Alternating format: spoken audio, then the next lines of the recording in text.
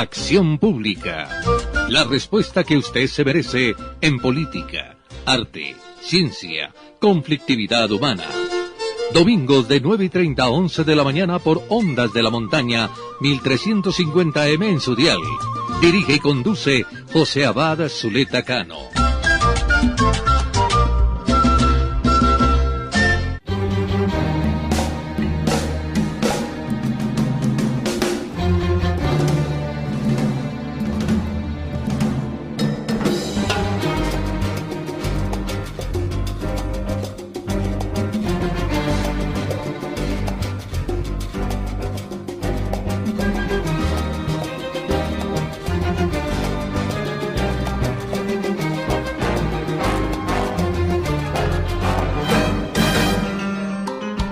Buenos días, buenas tardes, buenas noches.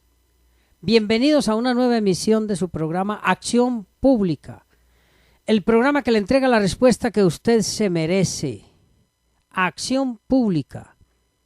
La clase del domingo por la tradicional de Antioquia Ondas de la Montaña. 1350 AM en su dial. Todos los domingos. Muchas gracias por los reportes de sintonía, porque nos escuchan en todos los usos horarios. Muchos mensajes, muchos comentarios, muchas observaciones, muchísimas preguntas, sobre todo en estas 3-4 semanas que hemos tenido de conmoción política, muchas preguntas. En el programa anterior tratamos de resolver algunas, pero son muchas, de modo que, amables oyentes, les pedimos tengan calma, vamos poco a poco, son muchos temas y de alguna manera pues buscamos darle satisfacción a todos ustedes. Por eso es la clase del domingo. Ustedes tienen la posibilidad de hacer sus preguntas, de plantear sus inquietudes. Ustedes deben entender y recordar siempre que el objetivo fundamental de nuestro programa es generar conciencia ciudadana, conocimiento especializado de tantísimos temas, y por eso siempre tenemos como invitados a los expertos, a los mejores. Un saludo especial a la doctora María Eugenia con su simposio de esta semana de estudiantes en la Universidad Autónoma. Me parece que es un encuentro académico extraordinario y es muy importante para la sociedad y para la academia tener estos espacios. También un saludo especialísimo al doctor Rodrigo Flores, al Comité de Renovación de la Acreditación que esta semana, buenos días también a la doctora Hilda del Valle, buenos días. Buenos días, José, sí, tenemos la visita a los pares del CNA 24 y 25 de octubre. O sea que hay conmoción en la universidad. Bueno, conmoción o agite pues, agite. Pero sí, estamos muy preparados, tenemos una agenda muy importante y vamos a participar todos. Eso es lo más importante. Estudiantes, todos. Claro, eso es lo más importante porque la renovación de la acreditación es fundamental, porque eso da testimonio de la calidad de los procesos educativos de la universidad. El doctor Rodrigo ha estado muy al frente de todos estos aspectos, el doctor Valderrama, todo el comité, porque realmente es un grupo de trabajo. Claro, el doctor Tapia es el decano anterior, claro, todos los decanos, al doctor Ramón Elejalde, que asume también ese nuevo reto. Es muy importante porque el compromiso es el mejoramiento constante de la educación. Entonces, un saludo especial a ellos y una felicitación especial, y seguramente nos va a ir muy bien en la visita de los pares. Eso significa que va a haber buen movimiento en la universidad. Un saludo especial también a todos nuestros amigos en Sudamérica, Norteamérica, que nos han enviado muchos mensajes. De Perú, México. De Bolivia, de Argentina. La gente muy, muy pendiente del programa y eso es maravilloso. También tenemos en Italia Alberto Vargas. No, estamos en todos los usos horarios, por eso nos gusta muchísimo estar siempre con ustedes. Es para nosotros un compromiso importantísimo estar en la clase del domingo. En la clase del domingo. Pero vamos a algunos temas importantes. Ustedes me han escrito mucho sobre por qué no hemos vuelto a hacer las notas de astronomía. Yo les ofrezco disculpas. Yo sé que hay muchos que están muy pendientes en cada clase del domingo de las notas de astronomía. Lo que pasa es que es bastante difícil todos los domingos porque los temas de actualidad son muy dinámicos, son muchos, hay muchísima transformación y hay que estar entonces en el análisis especializado de esos temas. Por eso no hemos tocado los temas de astronomía en los anteriores programas, pero no se preocupen. Voy a tratar de desarrollar una de las preguntas más insistentes que me han hecho en los últimos días y es en relación con la noticia repetida y reiterada en diferentes medios de comunicación en torno al hecho de que está garantizado que para 2030 los humanos estarán aterrizando en Marte. Es muy importante que ustedes tengan en cuenta, amables oyentes, que esas son informaciones de prensa que hay que recibir con cierto beneficio de inventario por muchísimas razones. Nosotros a lo largo de todos los programas hemos hablado de diferentes tópicos que tienen que ver con la astronomía, con las complejidades científicas del desplazamiento en el espacio, de las distancias tan grandes que hay que recorrer para poder hablar de Marte. Hemos hablado de los diferentes planetas y sus composiciones, de los satélites naturales y su composición, y claro, hemos dicho también que uno de los planetas más próximos a la configuración geológica de la Tierra es Marte. Pero ir allí no es fácil. Obvio, se está proyectando a 2030 ir a Marte en naves tripuladas, porque sabemos que en naves no tripuladas ya se ha llegado allí. Pero lo que no se ha dicho es todas las consecuencias científicas que eso implica. Consecuencias científicas a partir de la necesidad de un combustible que permita reducir el término del viaje. Estamos hablando de 7 meses. Eso es mucho tiempo. Eso es mucho tiempo para estar a esas velocidades allí. Algunas empresas privadas están desarrollando tecnología de combustibles para reducir por lo menos en la mitad el viaje a Marte. Pero la reducción de ese tiempo del viaje a Marte implica entonces otras consecuencias a la biología de los tripulantes y de los astronautas que van a hacer ese viaje. Incluso últimamente se ha detectado que las largas estadías en el espacio cero gravedad generan algunas desviaciones, desequilibrios y trastornos mentales de bajísima intensidad en los astronautas. ¿Qué significa eso? Significa eso que esos trastornos de bajísima intensidad, trastornos mentales de bajísima intensidad, ante la prolongación de la estadía en el espacio, por lo menos en el solo viaje, pueden agravarse.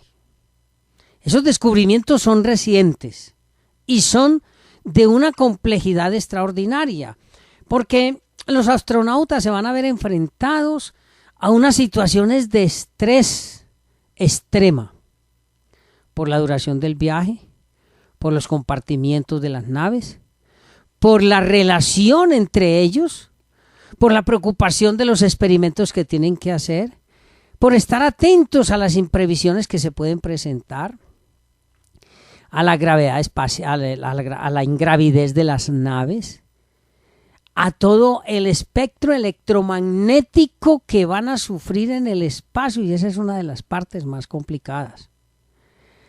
Entonces decir ahora que está asegurado el viaje a Marte a 2030 me parece un poquito arriesgado. Claro, ojalá pudieran viajar ya para yo poder disfrutar maravillosamente de esa proeza espacial por lo que me encanta a mí el espacio. Pero es muy importante tener en cuenta que eso no está asegurado. Lo que está seguro en este momento es que para 2017 la NASA y algunas empresas privadas inician su trabajo de bases lunares en la parte oscura de la Luna. A usted, doctora Hilda, que le gusta tanto la Luna. Me encanta la Luna bueno, y todo lo que tenga que ver con el espacio. Y entonces eso sí está asegurado. A partir de 2017 se empieza ese desarrollo, pero no va a ser únicamente NASA. La China está en ese proyecto. Creemos que ya están adelantando allí algunos trabajos. La Unión Soviética, Rusia, está adelantando ya unos trabajos, porque se van a hacer unas bases de riposta allí para tratar de acortar en algo los términos del viaje a Marte. Recordemos que la distancia a la Luna son 384.000 kilómetros, eso significa unos 3 días más o menos, unos 3 días más o menos a la Luna, pero lo importante es que se pueden realizar esas bases de modo que se pueda acopiar allí toda la parte de tecnología que haga más fácil los viajes. El otro problema que tienen que resolver los científicos y que no se ha resuelto para los viajes largos tiene que ver con el deterioro de la masa ósea del esqueleto humano. Ese es un problema muy grave, muy complejo, no se ha podido resolver. Actualmente se vienen realizando en la NASA y en algunas empresas privadas una serie de experimentos tendientes a reducir ese problema para garantizarle a los astronautas salud, sobre todo salud, en sus travesías espaciales. Se supone que antes de 2020-2023 se pueda estar entregando información científica en torno a ese tema, que generaría mayor tranquilidad para los viajes espaciales. En síntesis, no está asegurado todavía el viaje a Marte tripulado. Hay 4 o 5 empresas particulares que están empeñadas en ese trabajo y otros países que están desarrollando tecnologías muy amplias para lograr ese objetivo. Ojalá, repito, ojalá para 2030, si estamos vivos, me toque a mí presenciar ese maravilloso acontecimiento. Espero haber resuelto en parte la inquietud, pero vamos en los próximos programas a seguir tocando este tema y estaremos muy atentos a todo lo que suceda frente a los viajes espaciales. Vamos con lo bueno, lo malo y lo feo. Lo bueno, por parte del alcalde Federico, la suspensión provisional de las fotomultas por el vencimiento del SOAT. Este es algo muy bueno. ¿Por qué? He conocido casos de ciudadanos que sin darse cuenta que su SOAT está vencido y resulta que les llegan a su oficina 23, 27, 30 multas, fotomultas por vencimiento del SOAT. ¿Por qué? Porque cada que está pasando usted por una cámara de estas y tiene el SOAT vencido, esa es una fotomulta. Pero no solo lo del SOAT, José, sino la revisión técnico-mecánica también. Claro, eso es muy importante, por eso es lo más bueno, porque qué pesar, amables oyentes, tengo que decirles, cuando el equipo de producción de acción pública se sienta a analizar qué hay bueno. Es muy difícil. Muy difícil. Muy difícil. Un rastreo muy minucioso. Y realmente no son muy buenas las noticias. Sí, qué tristeza. Es lamentable, pero bueno, hay que rescatar algo bueno porque no podemos quejarnos tanto. Y vamos a lo feo. La movilidad. No, perdón, lo malo. Primero es lo malo. El invierno y los desastres. El problema no es del clima, como me decía alguien. No, el problema no es del clima. El problema es del Estado, o mejor, de los estados y de los gobiernos que, conociendo cuáles son las tragedias que se generan en invierno, y no hacen nada. Mira, por ejemplo, lo de Haití. Por ejemplo, lo de Haití. Vea, usted habla de Haití. Cada que yo veo noticias de Haití, yo me muero de angustia porque no entiendo qué le pasa a este país, yo no entiendo qué le pasa. Porque es que el sufrimiento allí es constante y para colmo de males las ayudas internacionales que se recogen se pierden en el camino. Eso es doloroso.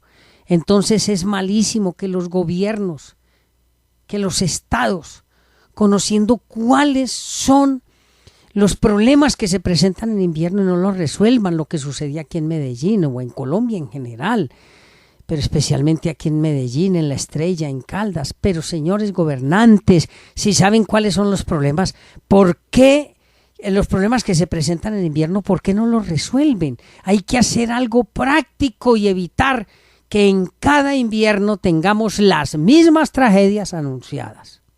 Y lo feo, la movilidad en la ciudad de Medellín. Estuve haciendo un experimento esta semana, recorriendo algunas vías entre las 5 y las 7, a pesar de la existencia del pico y placa. Y créanme, es una movilidad desastrosa. Pero no solo a esa hora, sino que estuve recorriendo varios barrios de la ciudad, en horas de oficina, de 8 a 12, 2 a 6. Y me quedé aterrado, asombrado de la indisciplina social y de la falta de acción de los agentes del tránsito. Es increíble que en todos los barrios de la ciudad de Medellín se estén parqueando a derecha e izquierda. Y no quede sino un solo carril y además de doble vía. Pero además que muchos conductores se dediquen a hacer visita en sus carros obstruyendo la circulación. Esto es aterrador. Estoy hablando de la América, estoy hablando de Belén, estoy hablando de Laureles, estoy hablando del centro de Medellín. En Laureles vi, por ejemplo, en el parqueo regulado, absolutamente libre, y donde no está el parqueo regulado, lleno de carros parqueados a uno y a otro lado, obstaculizan la visión para los giros, es decir, es una cosa aterradora. Señor alcalde, así como usted pudo resolver el problema de las fotomultas por el vencimiento del SOAT, ¿por qué no se da una caminadita? Ya le voy a la palabra. ¿Por qué no se da una caminadita por todo Laureles, por la 44, 43, 44, 45, San Juan, 46, 47, desde la 80 hasta la 68, para que usted se quede aterrado de lo que está sucediendo? Contratemos más agentes de tránsito, hagamos algo, por favor, porque si a eso le agregamos el problema de las ciclas que no tienen orientación definida, de las bicicletas y de las motos, esto es un caos peor que en India. Estamos en un caos absoluto, José. Los parquímetros de la A70 y varios parquímetros, los señores ya no están colocando el tiquete, sino que le dicen a usted: no hay tiquete, deme lo que usted quiera. Adicione a eso que hay una corrupción absoluta por medio de estas personas. Ellos no colocan los tiquetes que son los que tienen que entregarle al municipio, sino que se están llevando la plata. Y a eso agréguele que entonces hay cuadrillas de ciudadanos, entre comillas, voluntarios, además de pagar el parqueo, cuidando su carro, y también hay que pagarles. Es decir, señor alcalde, por favor, usted que dice que camina las calles, camínelas ahora sí. No le hablo de Carabobo porque eso es punto aparte. Muy bien. Bueno, yo tengo una denuncia. Sí. Es una denuncia contra la Registraduría de Medellín. Resulta que usted, para solicitar cualquier cosa que vaya a hacer, a cualquier trámite, cédula, usted tiene que solicitar la cita por internet, pero resulta que nunca hay citas. Entonces, lo que están haciendo es que usted tiene que ir hasta las afueras, pagar por un ficho que vale 20.000 pesos. Esas citas son gratis. Cuando usted se mete a internet, a usted le dicen: las citas son gratis, búsquelas. Me he levantado desde la 1 de la mañana, 2, 3, 4, y me tocó pagar el ficho por 20.000 pesos. Señor alcalde y señores veedores, tengan en cuenta esta denuncia. Es decir, corrupción porque tras sí, corrupción. y corrupción porque también. Lo peor es que todo el mundo sabe que a las afueras venden los fichos, entonces a usted le dicen, no niña, no haga el trámite por internet, venga que yo le vendo el ficho. Y es Vox Populi. Claro, es Vox Populi y los organismos de control no hacen nada, nadie hace nada. Bueno, tenemos que denunciarlo, amables oyentes, eso hay que denunciarlo porque de eso se trata. No estamos aquí sobándole saco a nadie, estamos hablando con la realidad. Por eso esto se llama acción pública. Estamos en acción, siempre en acción. Bueno, y la semana pasada tocamos muchos temas importantes. El equipo de producción hizo una selección de las inquietudes más complejas, para darles como solución a través del programa. Tal vez yo me atrevo a decir que nunca habíamos recibido tantísimas inquietudes sobre un tema. Y es el tema del sí, del no, del plebiscito. A ver, en lo que nosotros escuchamos a diario, sobre todo en los grandes conglomerados de medios, siempre encontramos una visión política. Claro, todos los medios antes del plebiscito, menos nuestro programa, y eso tengo que decirlo con claridad, menos nuestro programa, todos los programas y todos los medios habían ya inclinado su opinión por el sí. Daban por sentado que el sí iba a ganar. Entonces, muchas de las preguntas que se pudieron haber hecho allí en cuanto a qué podría pasar en el país si el sí no ganaba, no se hicieron. Además, ese sesgo político, de interés político en el análisis, porque todos los medios de comunicación entrevistaban a las personas que sabían que estaban por el sí, que el análisis que hacían era alabando y felicitando al gobierno por el sí, es decir, no hubo controversia. Eso hizo entonces que al ganar sorpresivamente el no, a la opinión pública se le generara un caos terrible.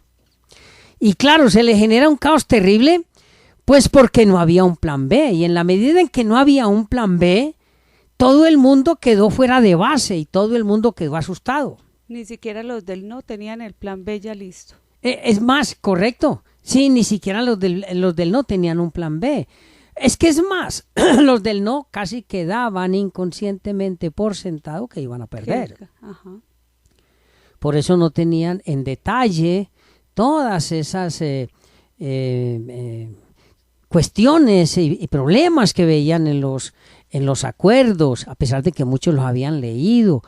Bueno, salvo algunos 2 o 3 analistas, tenían muy claro qué era lo que querían que no se aprobara y por qué querían que no se aprobara. Pero piensen ustedes, amables oyentes, que un país de 44 millones de colombianos, de habitantes, con toda la comunidad internacional a favor del sí, con todos los medios de comunicación a favor del sí, y que gane el no, ese es un colapso político, psicológico, sociológico terrible.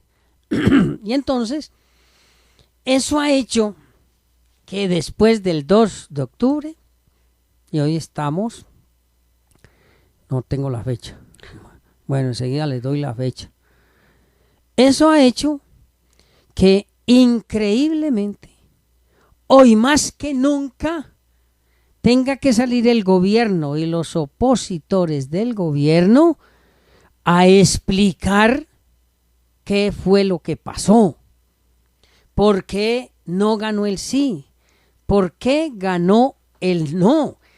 Es decir, después del acontecimiento, tener que salir a explicar domingo 16, tener que salir a explicar lo que se debió haber explicado allá es gravísimo por muchísimas razones. Pues ya no va a haber credibilidad, ya hay angustia, ya hay en otros furia, y entonces empiezan a surgir las preguntas que son las que debieron haberse resuelto antes y que ahora van a generar mayor confusión. José, pero antes de entrar a las preguntas que los oyentes nos han hecho, en alguna oportunidad usted dijo que el fin de un conflicto es el comienzo de otro, y eso es lo que estamos viendo. Se generó el conflicto del sí y el no entre la sociedad colombiana, aún con la sociedad y aún con el mundo entero, porque se han hecho pronunciamientos con relación a eso. ¿Qué pasa en Colombia? ¿Por qué votaron por el sí? ¿Por qué votaron por el no? ¿Qué pasa? O sea, en mi muro del Facebook de Acción Pública me preguntan amigos de otros países cuál es el conflicto real que hay en Colombia. Claro, porque es que eso va trascendiendo a nivel internacional. Y a nivel internacional pues nos escuchan muchísimo. Saben que nosotros tratamos de ser imparciales absolutamente. Creo que lo hemos logrado hasta ahora. Pero entonces nuestros oyentes internacionales nos preguntan, y la pregunta básica es, ¿qué es lo que pasa en Colombia? ¿Estamos desinformados o qué? Porque todo el mundo daba por hecho a nivel internacional que él sí iba a ganar. Además, a los 2 días o 3 le entregan el Premio Nobel de Paz al presidente y resulta que nada ha quedado resuelto y obvio. Cuando yo dije aquí en un programa que el fin de un conflicto es el comienzo del siguiente, esa es una constante histórica. Cuando uno mira los acontecimientos de la historia, entiende por qué el fin de un conflicto es el comienzo del siguiente. Claro, eso tiene unas connotaciones sociológicas y psicológicas muy características de la raza humana, pero así es. La noche en que se anunció que había ganado el no, yo dije, tuve razón, empezó otra guerra, y empezó otra guerra. Y todos los analistas dicen, hay que morigerar el lenguaje, no hablemos más de guerra, en Colombia no ha habido guerra, en Colombia es un simple conflicto, en Colombia sí ha habido guerra, no ha habido conflicto. Es decir, todo el mundo quiere ocultar la realidad con el lenguaje, pero la realidad son amables oyentes. Estamos en guerra, tan estamos en guerra, que cada pronunciamiento del gobierno lo que hace es generar más incertidumbre. Y alguien me decía esta semana que el problema era que los que votaron por el sí se les está señalando de haber apoyado a Santos. Los que votaron por el no se les está señalando de haber apoyado a Uribe. Pero eso es un absoluto. Y claro, eso es una falacia total. Total. Y no puede ser tenida en cuenta porque realmente así no fue. Para entrar al análisis de las preguntas, entonces, primero vamos a unos mensajes comerciales y ya regresamos. Estamos en Acción Pública. Bien, amables oyentes, continuamos con nuestro programa Acción Pública. El programa que le entrega la respuesta que usted se merece. Acción Pública. La clase del domingo. En todos los usos horarios nos escuchan. Decíamos hace un segundo que la estigmatización de los del sí y de los del no es grave y eso lo único que genera es confrontación. Posiblemente muchos votaron por el sí para apoyar no solo el fin de la guerra, sino al gobierno del presidente Santos. Posiblemente muchos votaron por el no porque no están de acuerdo con lo que se firmó en La Habana y por apoyar posiblemente al expresidente Uribe, pero no todos. Y por eso hay que hacer claridad. Si queremos verdadera paz, si tenemos vocación de paz, lo primero que hay que hacer es acabar con ese estigma de unos y otros, porque es que la paz no es de nadie, ni de Uribe, ni de Santos, ni de Ordóñez, ni Marta Lucía, ni de X o Y, no, la paz es de los colombianos. Y sería doloroso tener que aceptar que nos enfrentamos de pronto a un conflicto interno más grave por el sí y por el no que el que teníamos y pretendíamos resolver. Entonces vamos a a escuchar una primera pregunta que nos han hecho muchos oyentes. Bueno, José, sí, aclarémosle a los oyentes de las preguntas que nos han hecho si se puede repetir el plebiscito. A ver, sí, esa es una pregunta que han hecho muchos oyentes, si se puede repetir el plebiscito. Una pregunta complicada, muy complicada, pero son diferentes escenarios. En el plebiscito del 2 de octubre, pues se presentaron algunos problemas atmosféricos de logística y algunas comunidades no pudieron asistir. Ese es un primer problema. Algunas comunidades indígenas dicen que debe repetirse el plebiscito porque los acuerdos de La Habana los vincula a ellos y a sus territorios y no se hizo consulta previa sobre esos temas que debían ser negociados en La Habana y por lo tanto el plebiscito es ilegal. Claro, la Corte había dicho ya que en esos asuntos había que hacer consulta a las comunidades indígenas. El otro aspecto tiene que ver, y es el tercero, tiene que ver con las demandas que hay contra el plebiscito realizado, porque consideran algunos demandantes ante la Corte que el plebiscito es ilegal, porque por parte de los promotores del no hubo engaño al elector, a los sufragantes, y ese engaño desvirtúa entonces la legalidad y la legitimidad del plebiscito. En ese punto 3, pues hay que estar pendientes de las respuestas de la Corte Constitucional a esas demandas. Pero hay un cuarto punto y es el que tiene que ver con el hecho de, creo que lo hizo un senador costeño, tiene que ver con el hecho de que se repita el plebiscito porque ellos consideran que no hubo suficiente información, entonces se debe anular informar bien a la opinión pública, a los electores y repetir el plebiscito. Uno podría decir rápidamente que todos tienen razón. Todos tienen razón. Los indígenas tienen razón. Aquellos que pregonan que se debe repetir el plebiscito porque no se pudo votar por la lluvia y por el torrente de agua que cayó en algunas zonas del Caribe o porque no se pudieron ubicar las mesas de votación, tienen razón. Ellos querían participar y no participaron. También los que dicen que el plebiscito es inconstitucional, todos tienen razón, pero la pregunta que nos tenemos que hacer es la siguiente. De acuerdo con la sentencia de la Corte sobre la constitucionalidad de la ley de plebiscito, ¿se cumplió con lo que allí se ordenó y con lo que estableció la ley? Y la respuesta es muy sencilla, sí se cumplió. ¿Cuál es la trascendencia de que uno o dos municipios no hayan podido participar?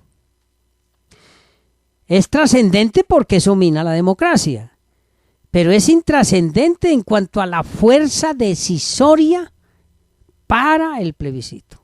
Entonces hay que considerar eso, porque podría, como han dicho muchos analistas, decirse que los que están proponiendo eso es porque tienen rabia porque no ganó el sí y creen que con toda la bulla que se ha hecho, si se repite el plebiscito, ahora sí gana el sí. Y entonces se diría en un evento dado, por ejemplo, que todos los que tienen interés en la repetición del plebiscito lo que quieren es aprovechar esa circunstancia, pero entonces pongámonos en un escenario serio. Admitamos entonces que la Corte Constitucional decreta la repetición del plebiscito y gana el sí. ¿Tienen derecho los del no, sí o no, para solicitar a la Corte que repita el plebiscito porque se utilizaron artimañas para ganar el sí? No tenemos fin. Claro, llegaríamos a una situación sin fin, absolutamente ilógica. Ahora, la democracia tiene sentido en la medida en que participa la gente, pero también podríamos decir, los que hablamos de legitimidad, yo soy uno de ellos, la legitimidad en constitucional general, en constitucional contemporáneo, en constitucional histórico, la legitimidad no es más que la manifestación de voluntad de las mayorías. Y eso significa que en Colombia, con un censo electoral de 32 millones de habitantes, para hablar de validez del plebiscito, tuvieron que haber votado cerca de 17 millones de colombianos. Y que la mitad de esos 17 millones de colombianos dijeran sí o dijeran no. Claro, la ley de plebiscito estableció un umbral, lo reduce al mínimo considerando el nivel de abstención. Pero entonces, si vamos a hablar de legitimidad, el plebiscito es absolutamente ilegítimo. Y entonces, ¿eso qué significaría? Que podría decretarse la ilegitimidad y la ilegalidad del plebiscito porque la abstención ganó el plebiscito al no votar y por tanto queda sin validez.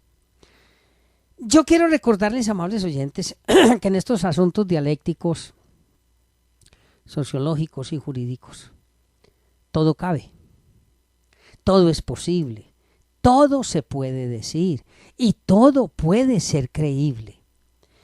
Pero prima sobre la dialéctica, la sensatez o el discurso. Y eso es lo que tiene que ver usted, amable oyente. Listo, que se decrete la ilegalidad del plebiscito. Entonces vamos a ubicarnos en una situación interminable. Hasta que se cansen los del sí o los del no y lleguemos a una revuelta civil. Porque es que, entre otras cosas, amables oyentes, cuando yo planteaba en algunas de mis intervenciones que el fin del conflicto era el comienzo del siguiente, yo sí tenía en mi mente que los del no, al perder, iban a generar un proceso de resistencia civil para el cumplimiento de esos acuerdos. Claro que sí estaba previsto. Lo que no estaba previsto era que ganara el no. Y lo que no estaba previsto era que al ganar el sí, al ganar el no, el presidente, por ejemplo, no fuera a darle espacio a los del no. ¿Qué es lo que está sucediendo en este momento? Ganó el no. Y ahí vamos a analizar otras de las preguntas que han hecho los oyentes. José, con esto das paso a otra pregunta y es la siguiente. Si los del no llegan a ningún acuerdo con el gobierno, el acuerdo que hay hoy firmado de La Habana queda sin vigencia. Bueno, ese es uno de los grandes problemas que hay que resolver. Si nosotros teniendo en cuenta que ya tiene el aval a nivel internacional. Bueno, pero es que una cosa es el aval a nivel internacional, otra cosa es el apoyo y otra cosa es la decisión soberana del pueblo colombiano, así sea por un voto. Porque es que muchos están hablando de que hay un empate técnico, que como es un empate técnico, que ya se tienen que mirar las circunstancias, no sé qué, no. Por un voto ganó el no. Pero si nos atenemos a lo expresado por el presidente y los negociadores, la situación se agrava. ¿Por qué? El presidente Santos dijo que se sometía a la voluntad del pueblo. Es más, llegó a decir en un momento que si él no ganaba tenía que renunciar. Y de la Calle también dijo. Claro, Humberto de la Calle. Y lo dijo después de los resultados. Claro, y antes de los resultados también dijo que si ganaba el no, eso quedaba sin vigencia. Porque todo lo que se estaba negociando tenía que ser sometido a la voluntad del pueblo. Entonces, amables oyentes, si vamos a ser categóricos en esto, al ganar el no, los acuerdos quedan sin vigencia.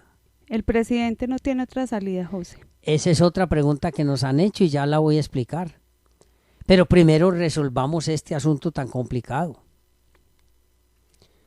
Lo obvio, lo serio, lo responsable, de acuerdo a todo lo que habían dicho el gobierno y los negociadores, sería entonces que quedara sin vigencia los acuerdos. Pero el pueblo colombiano tiene vocación de paz. Y los que votaron por el no votaron en contra de Pedro, Juan o Diego, a favor de Pedro, Juan o Diego. No, votaron simplemente porque no estaban de acuerdo con lo que se había negociado allí. Pero ese no significa que no estén de acuerdo con la paz, como se ha venido estigmatizando a muchos. No. Pero si somos serios, hasta ahí llegó la situación y ya se determinará si vuelven a iniciar unas negociaciones o no. Y claro, muchos me han dicho, José, pero es que la juventud está todos a una como en Fuenteovejuna exigiendo la paz. Yo estoy de acuerdo con eso y me parece maravilloso, pero la pregunta que hay que hacerse, y me la hacía don Jorge, hombre, don Jorge, buenos días, se me olvida saludarlo a usted porque como converso con usted todos los días. Lo que me plantean es algo muy sencillo, si todos tenían vocación de paz, entonces ¿por qué no votaron? Si no, 6 millones de colombianos por el sí y 6 millones y un poquito más por el no, 12 millones. Si todos los colombianos tenían vocación de paz, ayúdenme, amables oyentes, a entender esto. Porque después de la hecatombe ahora sí sale todo el mundo a decir que quiere la paz. Y eso me lo planteaba un compañero lustrabotas con el que yo converso mucho. Y con los señores de ahí debajo del metro, ellos hacen sus análisis que me alimentan mucho a mí. Entonces, si había tanta vocación de paz, ¿por qué no salió en masa el pueblo colombiano a votar por el sí? Resulta que no. Y entonces lo que está sucediendo con el gobierno ahora es una variante que no se había contemplado. Es decir, señores del no, tráiganme sus propuestas a ver en qué podemos mejorar los acuerdos. ¿Eso estaba contemplado anteriormente? No, eso no estaba contemplado anteriormente. No, señor. Lo que estaba contemplado anteriormente es que si ganaba el no, eso quedaba sin vigencia. Pero vamos a aceptar en gracia de discusión, y por eso les decía que la dialéctica puede con todo. El presidente Santos convoca a los líderes del no, Marta Lucía, al doctor Ordóñez, Álvaro Uribe, representantes de víctimas, a los indígenas, son 8 o 10 organizaciones, y entonces cada organización empieza a presentar sus inquietudes. Esas inquietudes tienen que ir a La Habana a analizarse allá. Frente a eso, los tiempos empiezan a correr. Estábamos hablando de 180 días para la implementación. El cese bilateral del juego, la reubicación de los guerrilleros, no se sabe la movilización de ellos en qué va a quedar. Entonces, la indecisión del gobierno y ese fracaso del gobierno lo que ha generado es mayor confusión. Pero a eso agreguémosle algo, amables oyentes. Los del Centro Democrático, que son, diríamos, de pronto los más visibles en esto por la presencia del señor expresidente Uribe, empiezan a plantear una serie de situaciones que implican prácticamente retomar los diálogos y reformar todos los acuerdos. Porque no es bagatela lo que ellos están planteando. Un primer aspecto. Marta Lucía Ramírez presenta también su situación. Marta Lucía se sale del Partido Conservador porque de todas maneras el Partido Conservador apoyó los acuerdos. El doctor Ordóñez también, representantes de víctimas e indígenas también. Eso va a significar necesariamente la siguiente pregunta. ¿Puede el presidente saltarse esa votación del no superior a los del sí? Imponerlos como un acto de gobierno. E imponerlos como un acto de gobierno. Esa es una pregunta supremamente complicada y dolorosa. Pero puede, sí o no. Usted me está contrainterrogando como en juicio y eso me preocupa. Porque algo te he aprendido. Porque, puede, sí o no. Porque pues, es muy duro. A ver. Sí, ¿por qué? Y no, ¿por qué? Bueno, no podría imponerlos como están, porque fue un compromiso de él de aceptar la voluntad popular. Al llevarlo a plebiscito. Al llevarlo a plebiscito, y hemos insistido muchísimo con todos nuestros analistas que no necesitaba hacer eso. No necesitaba hacer eso. pero lo hizo, tiene que asumir las consecuencias. Pero si admitimos que se requiere, o mejor, se tiene que atender la vocación de paz de los colombianos, entonces se le hace un esguince al compromiso y a la responsabilidad y a la legalidad, y se busca implementar los acuerdos con las observaciones de los que ganaron el no. Pero eso se tiene que someter también a que los señores de las FARC los acepten. Y entonces diríamos, el presidente Santos puede decirle a los del no, no señor, yo no les voy a admitir eso, voy a implementar los acuerdos como un acto de gobierno porque yo tengo facultades constitucionales para eso. Sí lo puede hacer, perfectamente lo puede hacer. ¿Ah? Es ilegal.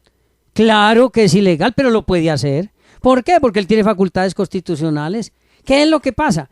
Que ese sería un acto de gobierno dictatorial, porque él puede realizar sus actos de gobierno, pero a través del mecanismo idóneo, legal y constitucional, que es el Congreso. José, pero entonces tengo una pregunta. Los del no llevan los puntos que tienen que acordar con el gobierno y el gobierno les dice sí, es una hipótesis. Sí. ¿Eso que se acuerda ahí tiene que volverse a llevar a plebiscito o simplemente acuerdan y nos vamos así? Claro, esa fue otra de la pregunta. Otra de las preguntas, que además es una pregunta muy inquietante. La resumo. El gobierno acoge todo lo que presentan los que ganaron el no. Las FARC lo aceptan. ¿Habría que ir a nuevo plebiscito? Yo pienso que no. Pero entonces los del sí podrían decir, bueno, es que nosotros no estamos de acuerdo con esos puntos del no. Entonces bueno, sí. Ahí hay otro. El problema es que no ganó el sí. Ganó el no. Pero estamos hablando de democracia. Sí, pero ojo. Ahí en esos acuerdos tienen que entrar las víctimas, los del sí, los estudiantes claro, que están exigiendo ser escuchados. Pero ganó el no. Y si vamos a ser serios y responsables, esos acuerdos quedarían sin vigencia. ¿Qué es lo que hace el presidente? Atendiendo las voces de paz. Vengan los del no, díganme qué quieren. Los lleva allí. No tiene que someterlo a plebiscito. Pero los del sí van a decir, es que no estamos de acuerdo. Señores, es que ustedes no ganaron. Ganó el no. Eso es la democracia. Y el presidente, en un acto democrático y con vocación pacificadora, les dice a los del no, vengan señores, vamos a darle salida a ustedes, vamos a mejorar estos acuerdos. Porque si se convoca un nuevo plebiscito y ganan los del sí, podrían decir, saquen de los acuerdos lo que los del no acaban de meter y volvemos otra vez a esa cadena interminable de equivocaciones, y en ese contexto se empieza, o mejor, se sigue perfilando indeteniblemente el fenómeno social del conflicto civil. José, el presidente hablaba de 3 semanas pero ya el jueves en la noche o el viernes en la mañana lo escuché hablando de que se iba a prolongar el cese al fuego. Esa es una buena medida. El cese al fuego sí, pero para la implementación para hacer los acuerdos, o sea, 180 días para implementarlos. Esa va a ser una parte bien complicada y por eso el presidente está desesperado con eso y tiene razón en estar desesperado porque los tiempos, yo creo que, lo digo con mucho respeto, me parece que ese va a ser un aspecto que se va a tener que considerar en La Habana. Establecer un nuevo comienzo de implementación y consignar en los acuerdos que este término que ha transcurrido es de complementación de los acuerdos o algo así, pero los tiempos para la implementación tienen ese problema, pero además está también la ley de plebiscito, la ley de paz, que establece los tiempos de implementación de los acuerdos.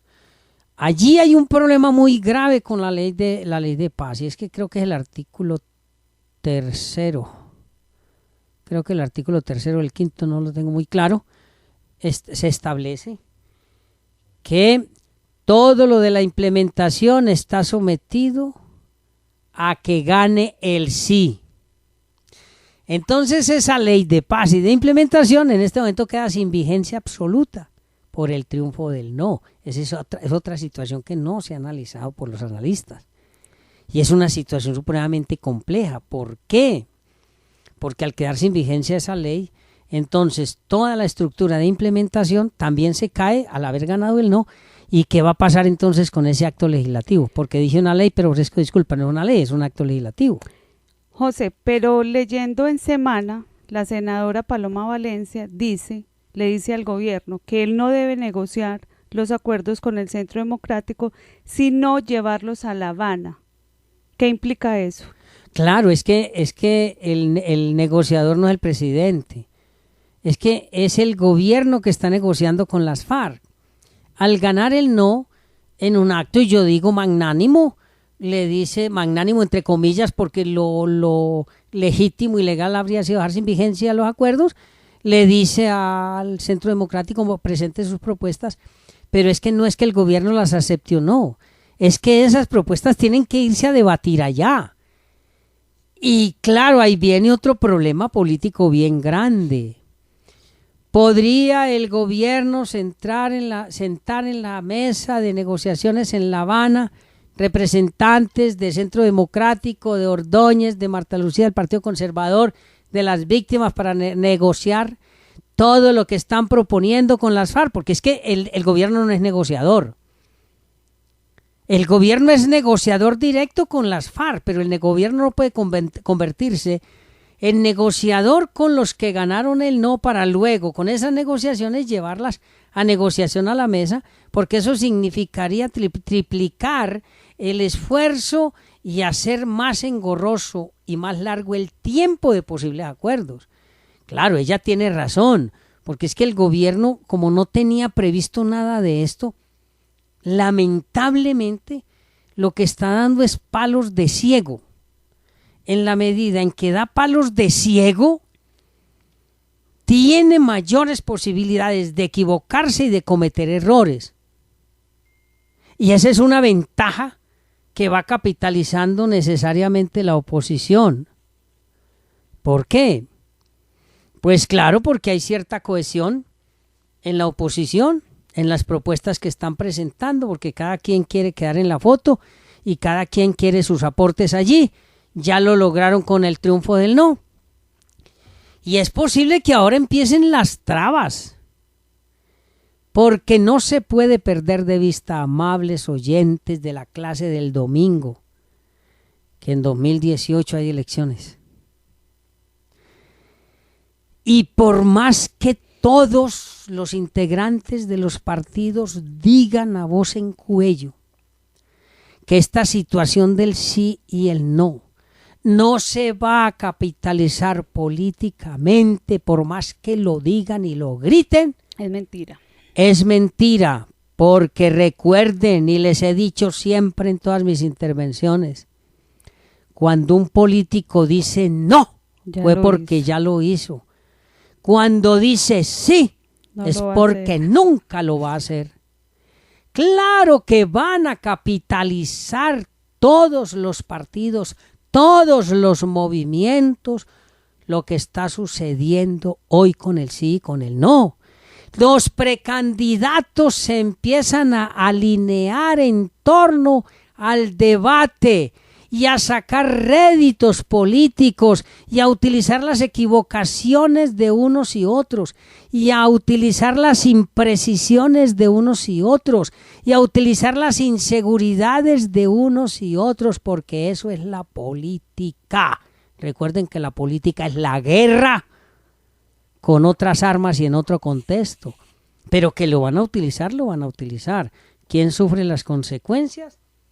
El comienzo del siguiente conflicto. Recuerden, no es negativismo, no es pesimismo hablar del comienzo de una nueva guerra, una reyerta civil en Colombia, con premio de paz incluido. Si ustedes, amables oyentes, se toman el trabajo de mirar en la historia de nuestro país el origen de los innumerables e interminables conflictos, entenderán de qué estoy hablando. Recuerden los tiempos de la patria boba. Recuerden los tiempos de las diferentes constituciones, que centralismo, que federalismo, que independencia, que autonomía. Recuerden lo que sucedió con la Constitución de 1886. Recuerden la guerra de los 1000 días. Recuerden la época de la violencia. Es decir, no soy pesimista. No, soy realista. Porque si algo tiene en mente el ciudadano colombiano, es la confrontación. Y lo vemos a diario, con un ciclista, con un motociclista en un semáforo, lo vemos en un salón de clase. En un salón de clase, ¿cómo le contestan a usted? Bueno, a mí no, afortunadamente, pero ¿cómo contestan algunos ciudadanos, estudiantes, futuros profesionales y dirigentes del país? A nivel familiar. Entonces, no es pesimismo lo que estoy diciendo, no, ni es negativismo, es la realidad de lo que sucede en nuestro país. Por eso es muy importante tener en cuenta todo lo que tenemos en mente frente a esto. Lo ideal, discúlpenme, amables oyentes, lo ideal es no tener que enfrentar este tipo de situaciones. ¿Por qué es lo ideal? Pues por todas las sensibilidades que mueve. Cuando yo leo a los columnistas, a los analistas, yo me aterro. Yo soy un pacifista y soy tolerante hasta cierto punto, porque ese problema de la tolerancia es un problema gravísimo, no es redundante. El problema de la tolerancia es un problema gravísimo, pero yo me quedo aterrado. Yo escucho a los medios de comunicación y me quedo aterrado de la capacidad para echarle candela a la sociedad, esa capacidad para avivar el fuego. Hay unas emisoras y unos programas de radio que dan grima por la forma como se expresan de unos y otros, por la forma como mueven la conciencia de los ciudadanos, por la forma como le echan combustible al fuego y se creen que son verdaderos analistas y hablan de que son pacifistas y en cada palabra se destila el odio, la rabia, la venganza. Y por eso digo, aquí estamos en el comienzo de una nueva guerra. Ojalá me equivoque, ojalá, y le ruego a la vida que me equivoque, pero la situación no está tan sencilla. Tenemos otras preguntas que hay que resolver, pero antes vayamos a unos mensajes comerciales y ya regresamos. Usted está escuchando Acción Pública, el programa que le entrega la respuesta que usted se merece. Acción Pública, la clase del domingo. Muchas gracias por los mensajes, muchos mensajes. Pero yo les ruego que me entiendan, no puedo en este momento del programa entrar a resolver cada una de las inquietudes. Vamos a recoger todas sus inquietudes y el próximo domingo no sé si el equipo de producción puede darle espacio a este tema en otro programa o tienen otros temas porque hay una programación. Pero les agradecemos mucho sus mensajes, les agradecemos mucho sus inquietudes. Es que yo sé que tenemos una sintonía maravillosa y no se preocupen por las preguntas, tranquilos, esta es la clase del domingo, pueden preguntar todo lo que quieran, eso sí, ténganme paciencia, porque no es sino horita y media, entonces me toca hacer unos resúmenes muy apretados y no me gusta porque yo quiero es que ustedes entiendan y les quede claro lo que nosotros decimos aquí. Por eso es la mejor clase del domingo, Acción Pública. Tenemos otros temas. José, sí, tenemos una pregunta que la hace Carolina Betancourt. Ella pregunta que el senador Álvaro Uribe le dice, quiere eliminar la jurisdicción de paz acordada en La Habana. Que le expliquemos eso. Bueno, Ese es uno de los temas más álgidos y con todo respeto me parece que es la columna vertebral de los acuerdos, independiente de la cuestión de tierras, independiente de la cuestión de víctimas, independiente del tráfico de estupefacientes y el cultivo de estupefacientes, independiente incluso de la participación política, independiente de la implementación de los acuerdos. Yo lo digo con todo respeto, amables oyentes, la Jurisdicción Especial de Paz o Justicia Especial de Paz es la columna vertebral de estos acuerdos y estoy seguro que va a ser la espina casi que imposible o que va a ser imposible que haya acuerdos y les voy a explicar por qué. En la mayoría de los acuerdos internacionales que conocemos, que son muchos, estamos hablando pues de Salvador, Guatemala, estamos hablando de Sierra Leona, estamos hablando de Sudáfrica, estamos hablando de Irlanda, de la ex Yugoslavia. En la mayoría de los acuerdos, uno de los aspectos trascendentes es lo que tiene que ver con la justicia transicional. La justicia transicional inicia como su periplo definitorio a partir de los tribunales de Nuremberg.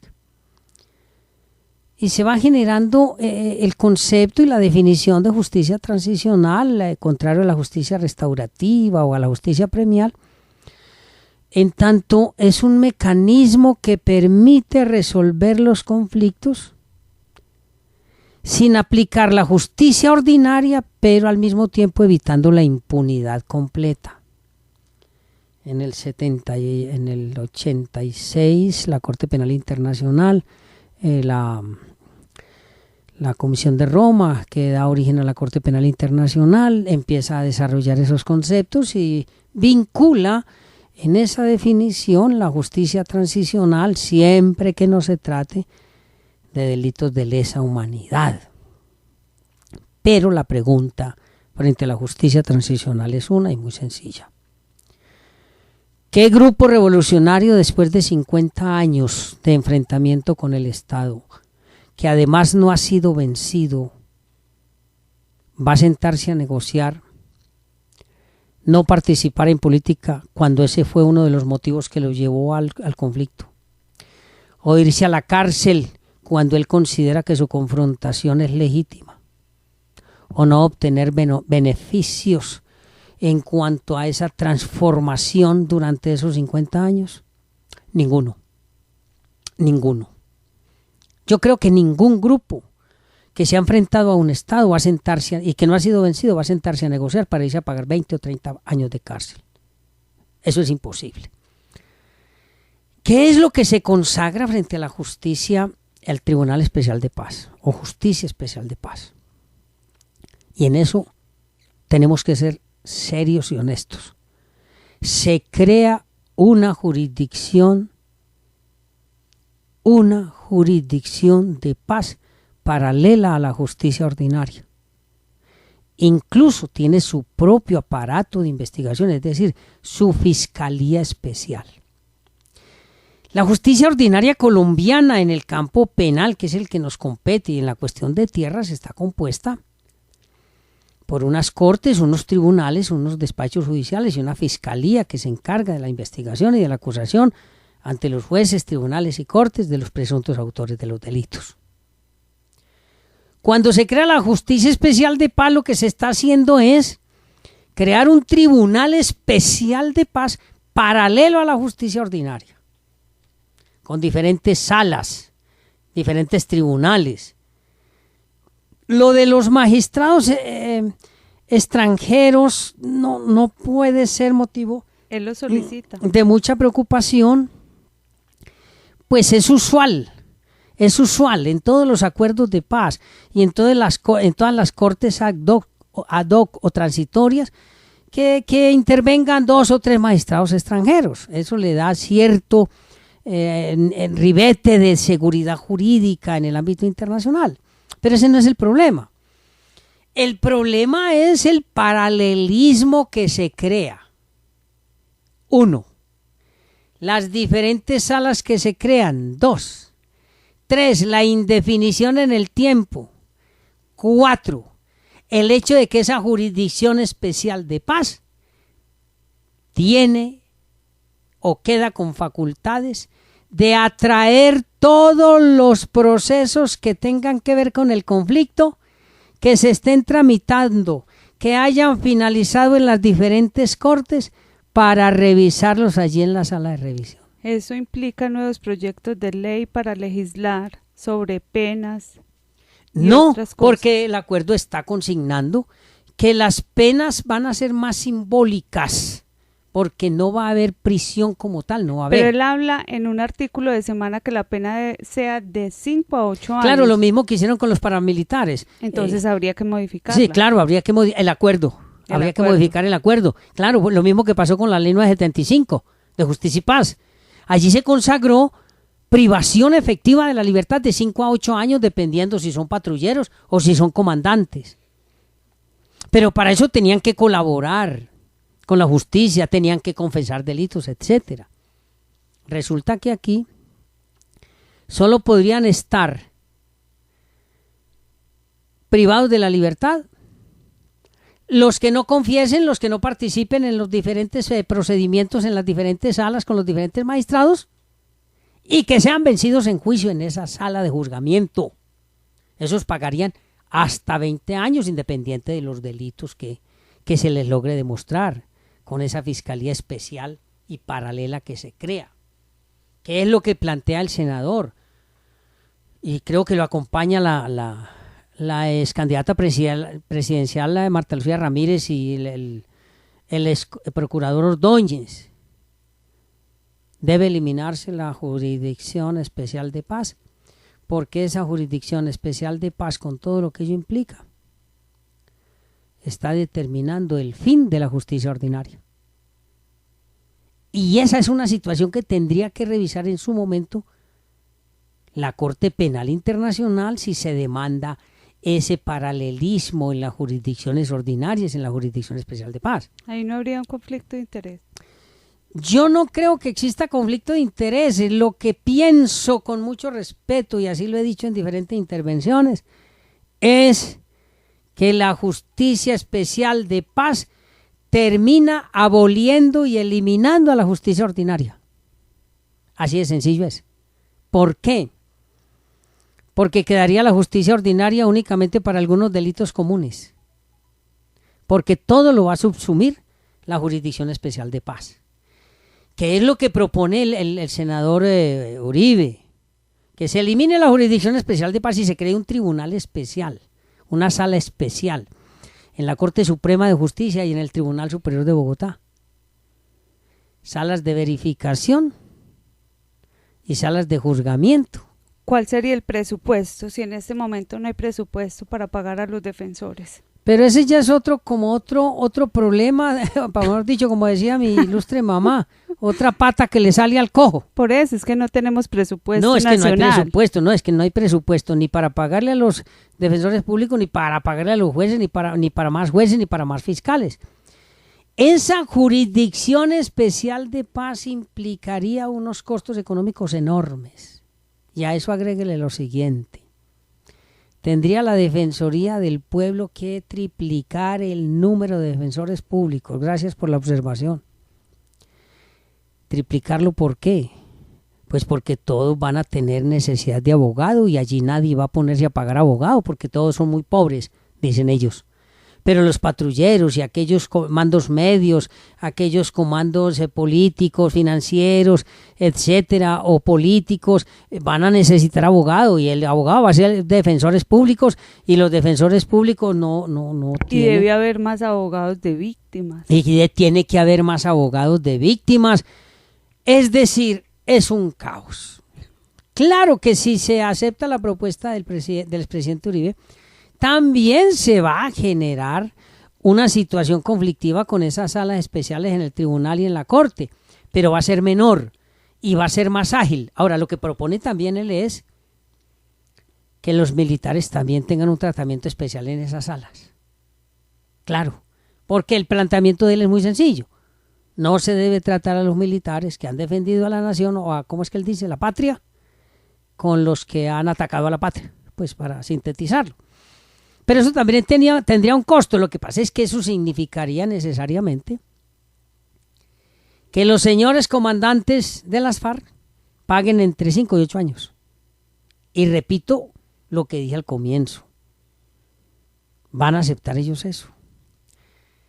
Entonces, a medida que se avanza en el análisis de las propuestas y de las diferentes situaciones que se han creado a raíz del triunfo del no, es que sentimos que es el surgimiento de un nuevo conflicto. Porque por donde usted mire,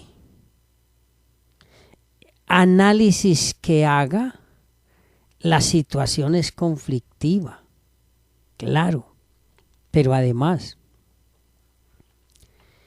¿qué salida jurídica tendría el presidente en este momento?, me pregunta un oyente. Porque me dice, doña Esperanza de Caldas, me dice, José, pues muy bueno todo lo que usted dice, pero ¿y entonces qué, estamos en el infierno, o estamos en el limbo, o estamos en el cielo? Doña Esperanza, estamos en el limbo.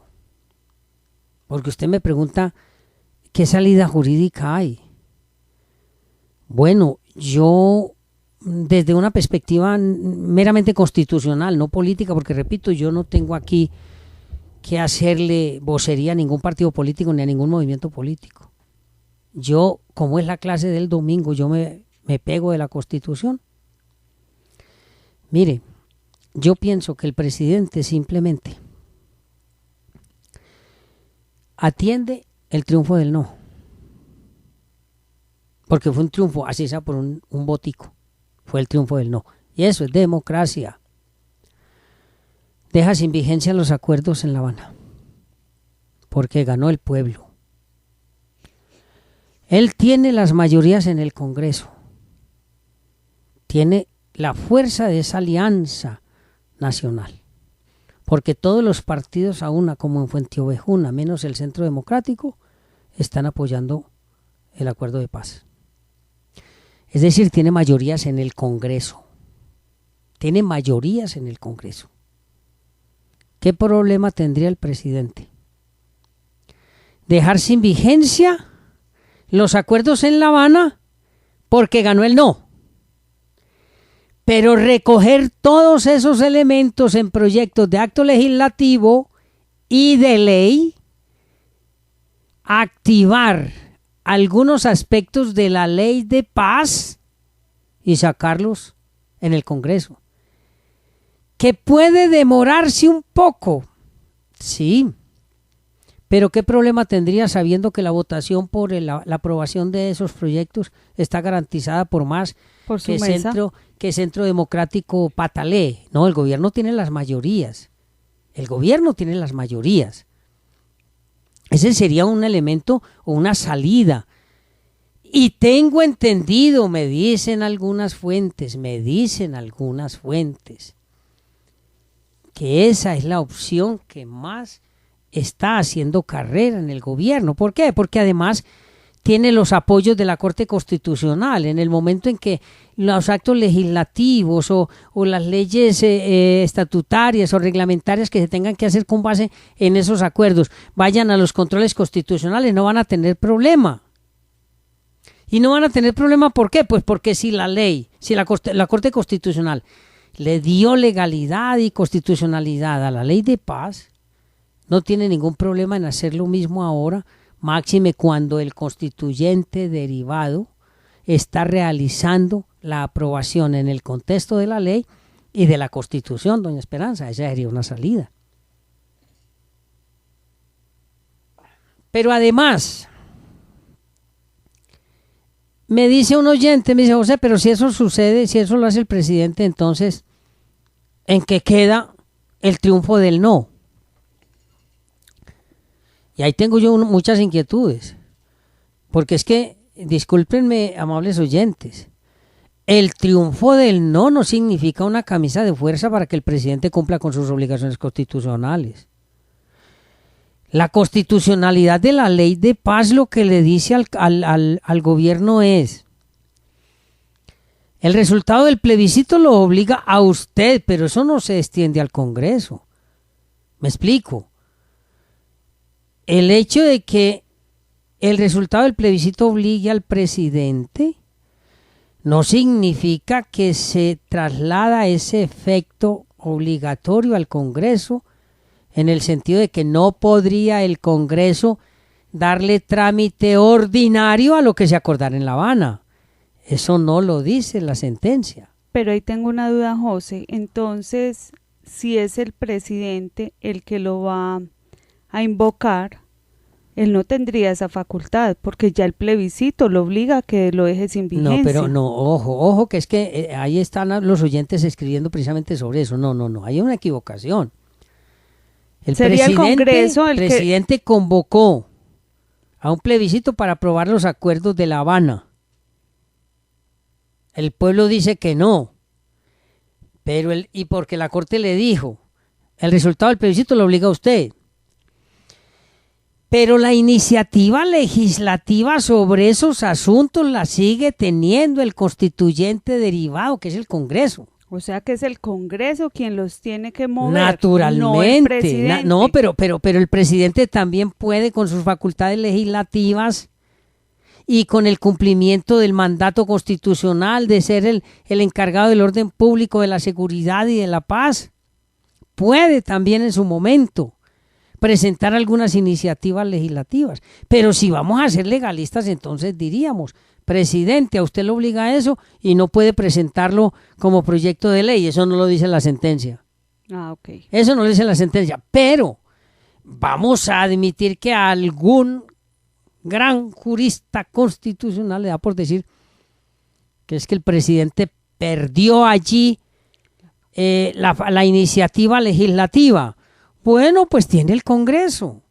Y el Congreso puede, mutuo propio, por tener configuración legislativa abierta, presentarlos, y en trámites súper urgentes y súper rápidos, porque creo que ahí sí podría el presidente plantear la urgencia legislativa, en cámaras conjuntas sacar los acuerdos convertidos en leyes. Y entonces la pregunta que me hace un oyente en este momento, me dice: José, si eso sucede, ¿no tendría el presidente la obligación de convocar a un plebiscito para aprobar lo que ya aprobó el Congreso? Mire qué pregunta tan complicada. Es una pregunta muy complicada, don Luis. Don Luis, un saludo muy cordial. Yo sé que usted es un oyente fiel nuestro, allá en Amagá. Pero la verdad, no, yo creo que no tiene la obligación. Eso sería tanto como decir que el presidente tiene que convocar a plebiscito cada que el Congreso apruebe una ley, un acto legislativo, y eso no se dice en ninguna parte. Por lo menos yo no lo conozco, don Luis. Yo no conozco eso. Que el Congreso apruebe un acto legislativo aprobando algunos de los aspectos que se aprobaron en La Habana, o leyes reglamentarias, o leyes estatutarias, o leyes marco, que yo creí, entre otras cosas, que habían desaparecido de la Constitución, y un alumno me hizo caer en cuenta que no. Y que tenga eso que salir a plebiscito, yo no entiendo, no lo creo así. De todas maneras, amables oyentes, la situación es bastante compleja.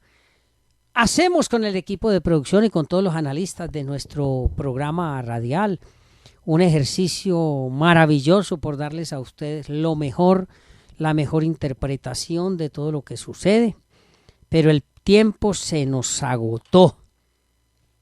Claro, me mandaron unos mensajes para que repitiera el libro recomendado que presentamos el domingo anterior. Sí, es Prisión Anticipada a propósito del marco legal vigente en Colombia. Leyes 1760 de 2015 y leyes 1786 de 2016, que tienen que ver con la privación de la libertad, la detención domiciliaria, los tiempos de los juicios, etcétera.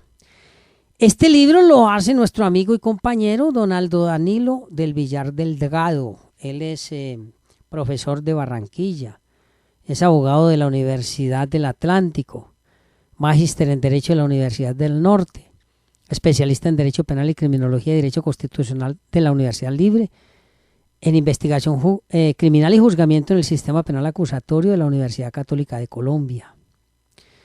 Egresado del Institute Criminal Defense Advocacy California Western Shore of Law, coordinador académico de la Defensoría del Pueblo. Tiene varias obras. Este texto está analizando todas las alternativas que tienen los privados de libertad y los abogados para solicitar la libertad. Es un libro que yo recomiendo ampliamente, no porque lo haya escrito mi amigo y compañero, sino porque luego de las revisiones pertinentes he encontrado que tiene muchos aspectos de utilidad. Este libro, como siempre, lo edita Librería Jurídica Sánchez R., que con su nueva imagen y su nuevo catálogo de productos, cumpliendo 30 años, se proyecta como una de las librerías jurídicas más importantes del país. Y nos alegra por su propietario, el compañero Jairo Sánchez, que haya sido convocado por la Federación de Colegios de Defensores Públicos en Bogotá para organizar la exhibición y distribución de todas las obras jurídicas que Jurídica Sánchez viene produciendo. Gracias a su colaboración también dimos fin a la clínica jurídico penal, una clínica muy exitosa. Los asistentes salieron felices y estamos pendientes de programar una nueva edición de la clínica jurídica para el año entrante. Amables oyentes, se nos acabó el tiempo. Muchísimas gracias por sus mensajes, por sus comentarios. Saludo cordialísimo en el planeta entero a todos nuestros oyentes. Doctora Hilda, muchísimas gracias por su colaboración. Bueno, José, a todos los oyentes, muchas gracias por los mensajes. Hoy hemos tenido una audiencia muy, muy rica. Bien, amables oyentes, recordemos que la única obligación que tenemos los seres humanos en este planeta es pasar sabroso. Sabroso. Acción Pública. La respuesta que usted se merece en política, arte, ciencia, conflictividad humana. Domingos de 9:30 a 11 de la mañana por Ondas de la Montaña, 1350M en su dial. Dirige y conduce José Abad Zuleta Cano.